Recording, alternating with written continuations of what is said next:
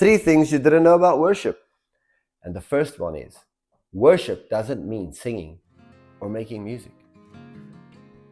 Because today when we go to church to have a worship service, we expect to sing a bunch of songs and have a good time with people playing music, right?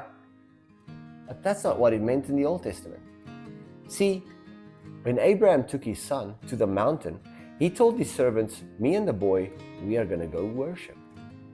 And then Isaac asked him, Dad, where's the guitar? And what songs are we going to sing?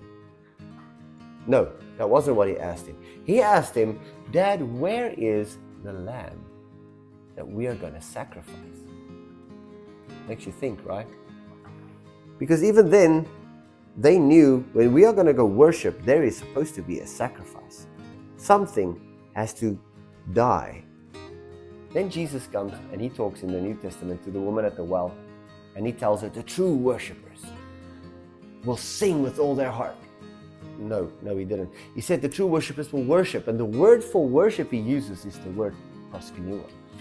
And the word proskuneo means, and I'm reading for you, to kiss, like a dog licking his master's hand.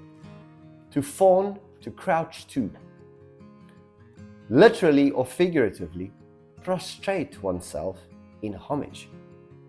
Do reverence to, adore, and worship.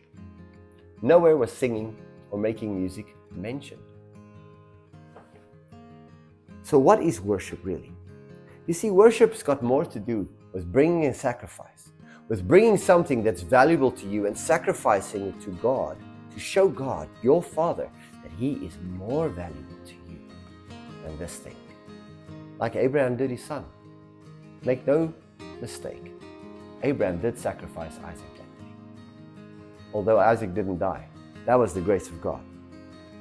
But what is God calling us to sacrifice today? And the second thing we didn't know about worship is it's not really true worship if we worship God as the King of Kings, or if we worship Him as the Creator of all things. What? Yeah.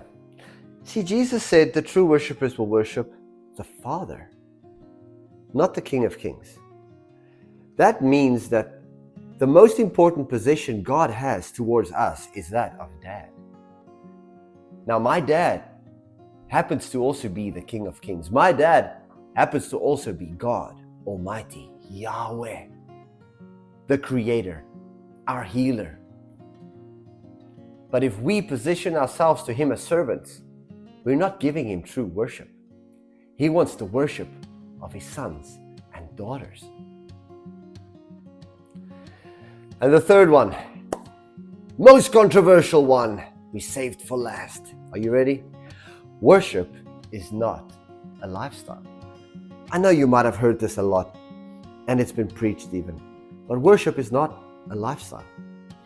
Worship is a moment that's empowered by a lifestyle. Let me explain.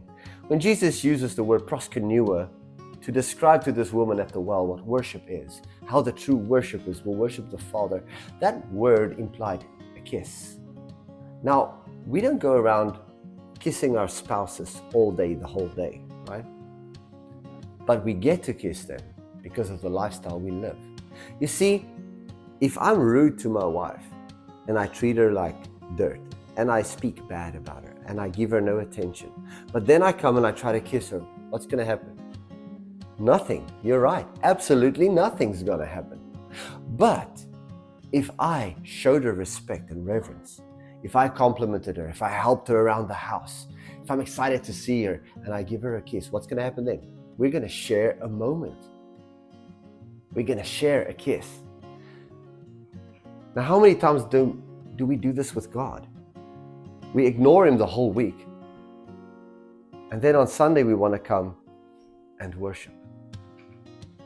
You see, the kiss and that moment of intimacy and connection and attachment with the Father is made possible because we lived holy lives, consecrated to Him.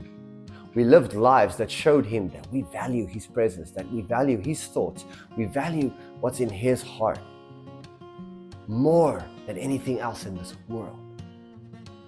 Now we come to worship Him. Now we come to adore Him. Then we have a special moment with God.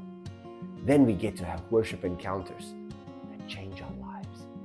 So yeah, 3 things we didn't know about worship. Doesn't have a lot to do with music, but still has a lot to do with sacrifice. And if we want to have close moments with God, it would do us well to live a lifestyle that makes Him feel like He's wanted. That makes Him feel like we desire Him. Have a good one. And remember, it's all about the all.